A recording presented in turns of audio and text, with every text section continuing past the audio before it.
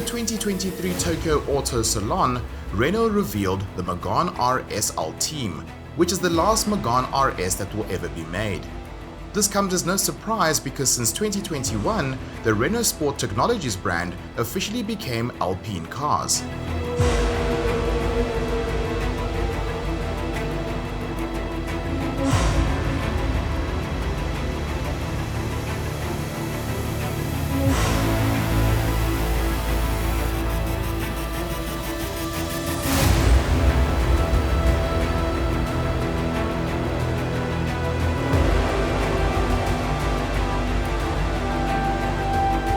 Which means this vehicle next to me is now officially Renault history. But before we get too excited, this is not the Ultime. Instead, it's the 300 Trophy, which is as close as we're going to get to the Ultime. And only a few models of this variant are coming into the country. So as a result, Renault was very specific about what we can and can't do with their press unit.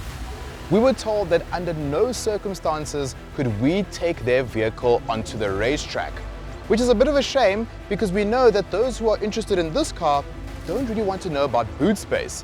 So in order to please Renault and to please you, the viewer, we asked Renault very nicely if we could take their vehicle to GEROTEK testing facility. And thankfully, they said yes.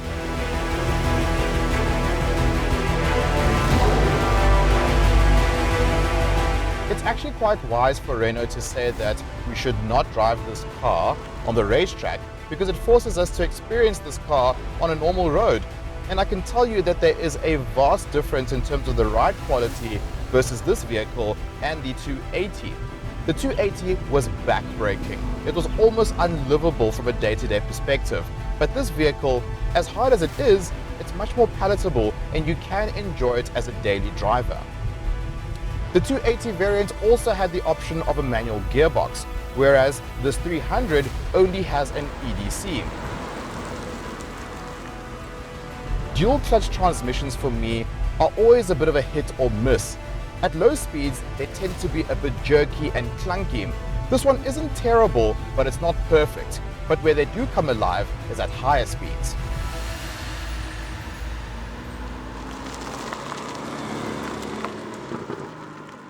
When you think of a Renault Megane RS, you don't naturally think about practicality. But interestingly, this vehicle is actually quite practical. It's got enough space for your backseat occupants and you've also got a big boot. But when it comes to this 300 Trophy Edition, my favorite elements about this car has got to be these seats. They're well balanced in that they're not too hard, but you can still feel that they will hold you quite firmly when you're cornering at speed, especially on a racetrack. A few things that I must mention with regards to interior quality is, on the one hand, the top section of this dashboard is very nice. But when you start getting to this section here and this section here, those plastics are a little bit too hard for my liking. I guess if you're buying yourself a car such as this, you're not too worried about that, but you're more worried about this. And I must say, this steering wheel is very nice. This combination of Alcantara and leather, and of course, these extra long extended paddles do make you feel like you're in something special.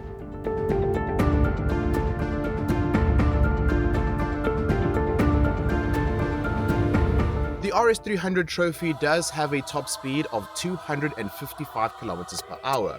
However, if we attempted to do that on public roads, it would end in jail time. Thankfully, GEROTEK does have a high-speed oval.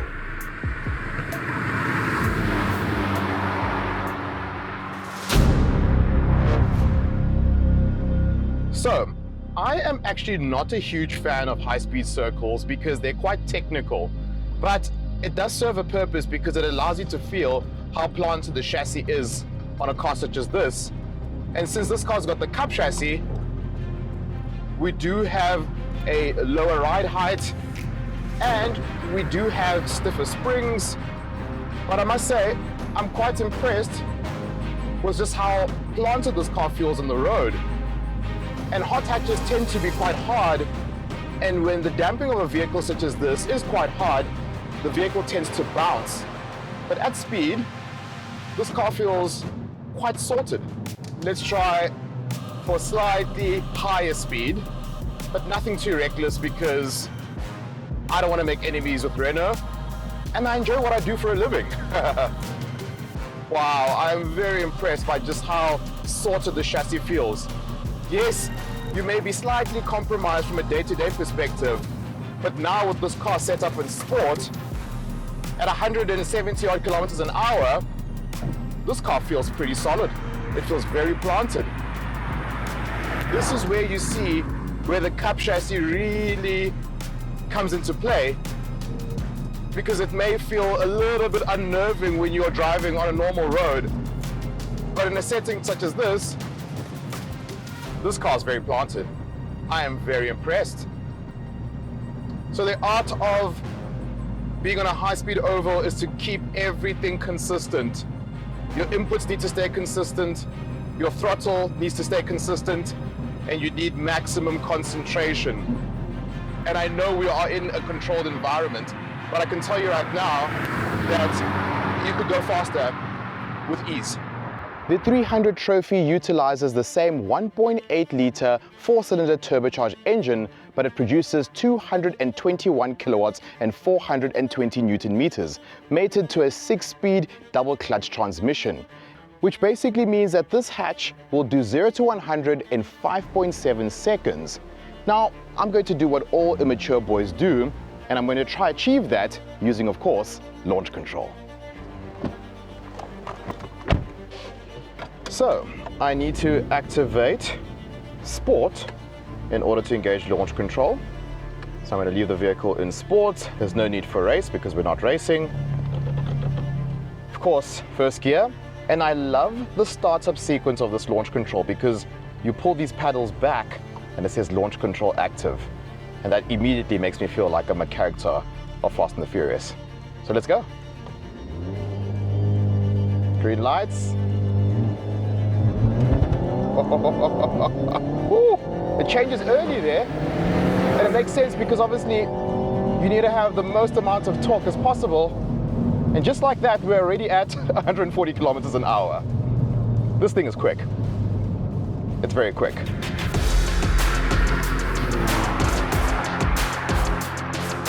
Back in 2018, I had the marvelous privilege of driving a Megane RS 280 for 3 months. And I walked away feeling okay about the car. It felt a bit too hard, a bit too gimmicky, and it actually lacked that thing that we want out of a hot hatch. This 300, however, changes all of that, and it's a major improvement on all fronts. It rides better, it feels better, and it definitely sounds better. If this is how we're going to remember the Megane RS in the future, I think it's going to be a very good memory indeed. Only 55 units of this model are coming to South Africa with a lovely price tag of 950,000 Rand, which is irrelevant because for Renault fans, they'll definitely view this vehicle as a piece of automotive history and maybe an investment for the future.